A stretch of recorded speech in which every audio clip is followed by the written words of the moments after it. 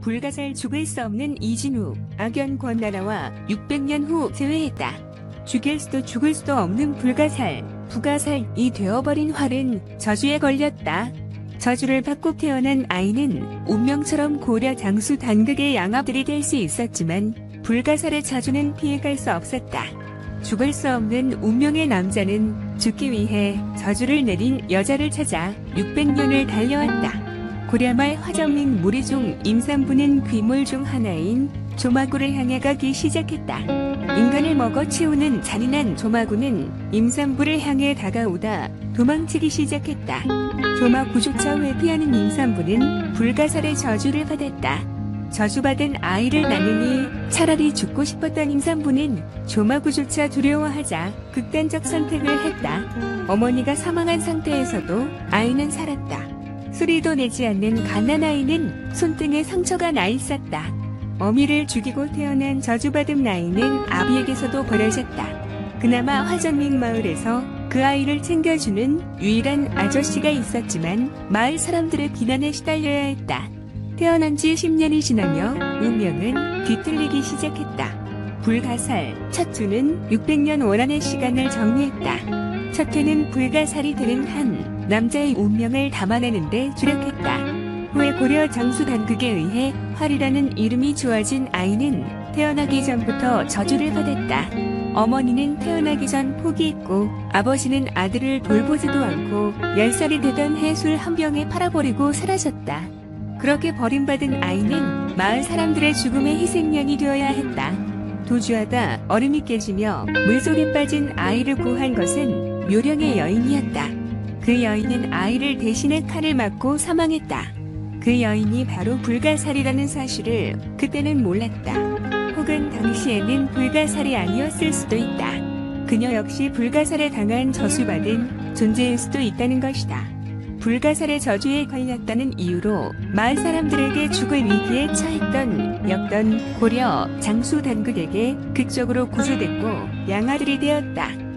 17년이 흘러 조선 건국 초기 단극은 활 하나를 잃은 상태에서도 전장에 나가 있었다. 귀물들을 제거하기 위해 사력을 다하는 단극은 양아들 활과 함께 조선에 남은 마지막 귀물을 잡기 위해 나섰다. 불가살의 저주에 걸린 아이라 손가락질 받던 활은 이제 귀물 잡는 괴물이 되어 있었다. 귀족 출신들은 불가살 저주에 걸린 활이 자신보다 높은 직급에 있다는 사실이 불쾌했다. 이 상황에 그들이 마주한 마지막 귀물은 어둑신이었다. 어린 여자아이로 상대를 홀려 서로 싸우도록 만든 상황에서 귀물을 잡기도 전에 동지들끼리 싸우는 상태가 되었다. 이런 상황을 정리한 것은 활이었다. 진짜 어둑신이를 불러내자 어린 소녀가 아닌 거대한 괴물이었다. 활과 일 대결에서 회해 죽는 상황에서 저주를 내리며 복수를 다짐한 어둑신이가 후에 활의 발목을 잡을지는 몰랐다. 그렇게 찾은 아이는 학생이었다. 아이는 누군가 자신을 미행한다는 사실을 알고 두려웠다. 언니가 항상 하던 말이 있었기 때문이다. 그렇게 집으로 들어간 아이는 언니에게 누군가 뒤쫓았다는 사실을 기겁해 도주하기 시작했다. 집에 어린 동생을 놔두고 도주를 시작한 아이들은 쌍둥이였다. 버스를 타고 가던 동생은 뭔지 모를 기운이 느껴진다며 손이 떨린다고 했다. 그건 일종의 신호였다. 버스 기사는 귀물이었고 언니가 아닌 동생을 공격하기에 여념이 없었다. 영혼을 나눠 가졌기 때문인지 모르지만 귀물을 공격하려는 동생을 구한 언니는 모든 전생을 기억하고 있었다. 그렇게 찾아간 시골집에서 할머니가 언니인 상훈을 보며 언니라고 부르며 오열하는 모습은 기이하게 다가왔다. 전생을 모두 기억하는 상훈은 과거 할머니의 언니였다. 그렇게 그곳에 동생을 놔두고 나선 상훈은 스스로 일처리를 하고 싶었다. 더는 환생을 할 수 없다는 상훈은 업을 끝낼 마지막 기회라 언급했다. 불가사를 죽일 수 있는 칼을 언급하지만 그게 무엇인지 알 길이 없다. 불가살에 대해 전혀 알지 못하는 동생은 두려움에 엄마의 전화를 하고 집으로 돌아가지만 저주는 바로 이어졌다. 후드티를 입은 누군가 침입해 어머니와 언니가 모두 사망했다. 하지만 왜 동생은 살려뒀는지 알 길은 없다. 살려봤는지 경찰이 도착해 피했는지 알 수 없지만 전생을 기억하는 더는 환생할 수 없는 언니는 마지막 조언을 했지만 기억하지 못했다. 죽음의 충격에서 벗어나기 어려웠으니 말이다. 어린 동생과 함께 그 할머니 집으로 간 후 15년이 다시 흘렀다. 그 아이는 현주라는 이름으로 억척같이 살았다. 그리고 그 할머니와 자매가 살던 집에 활이 찾았지만 이미 이사한 뒤였다. 자신들을 찾아오는 이들이 존재한다는 점에서 주기적인 도피는 당연한 숙명이었다.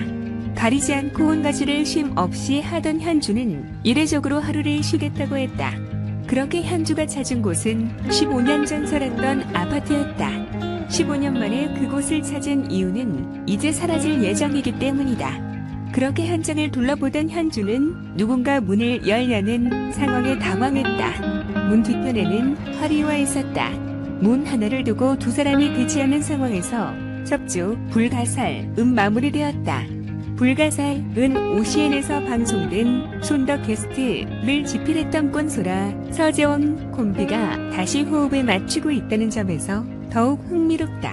샤머니즘과 엑소시즘이 결합된 사건을 해결하는 이야기는 흥미로웠다. 불가살이란 존재하지 않는 괴물을 만들어 이야기를 펼치기 시작했다. 첫 주활이 불가살이 되는 과정과 자신의 가족을 죽였다고 생각한 여인을 추적하고 복수하는 과정을 담았다.